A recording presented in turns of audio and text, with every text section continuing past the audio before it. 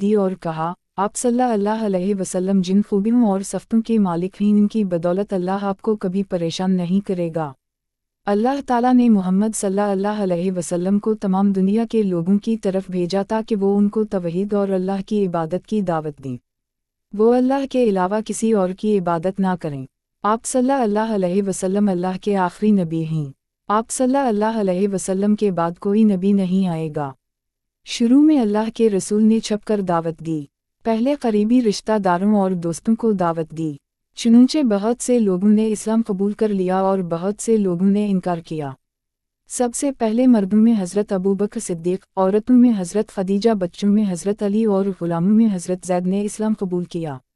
اللہ کے رسول صلی اللہ علیہ وسلم نے 3 سال تک لوگوں کو خفیہ تبلیغ کی۔ پھر اللہ تعالیٰ نے آپ صلی اللہ علیہ وسلم کو وحی کی کہ اب کھل کر لوگوں کو اکیلے رب کی طرف بلائیں۔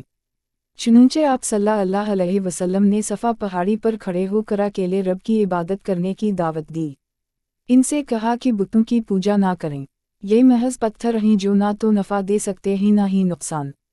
کافروں نے اللہ کے رسول صلی اللہ علیہ وسلم کو دین کی دعوت دینے سے روکا، مگر جب وہ اس میں ناکام ہو گئے تو انہوں نے کمزور اور غریب مسلمانوں پر ظلم و ستم شروع کر دیا۔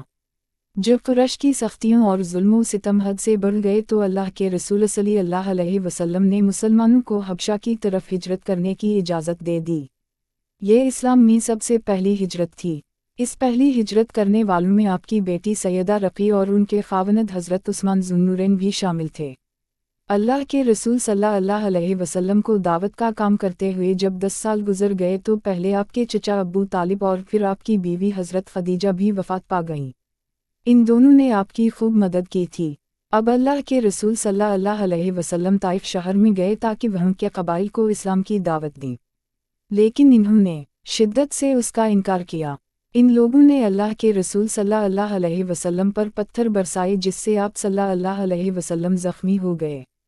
اب اللہ تعالیٰ نے اپنے رسول اور بندے کو آسمانوں کی سیر کے لیے بلوایا تاکہ جو آپ کو پریشانیاں اور غم پہنچے ہیں ان کا ازالہ ہو جائے۔ حضرت جبریل علیہ السلام و براق لے کر آئے۔ اللہ کے رسول پہلے مکہ مکرمہ سے بیت المقدس تشریف لے گئے، پھر آپ معراج کے سفر میں 7 آسمانوں پر تشریف لے گئے جہاں ہر آسمان پر ایک نبی سے ملاقات ہوئی اور مسلمانوں پر 5 نمازیں فرض کی گئیں۔ قریش مکہ نے اللہ کے رسول صلی اللہ علیہ وسلم سے کہا، اگر آپ ہمیں کوئی معجزہ دکھا دیں تو ہم آپ صلی اللہ علیہ وسلم پر ایمان لے آئیں گے۔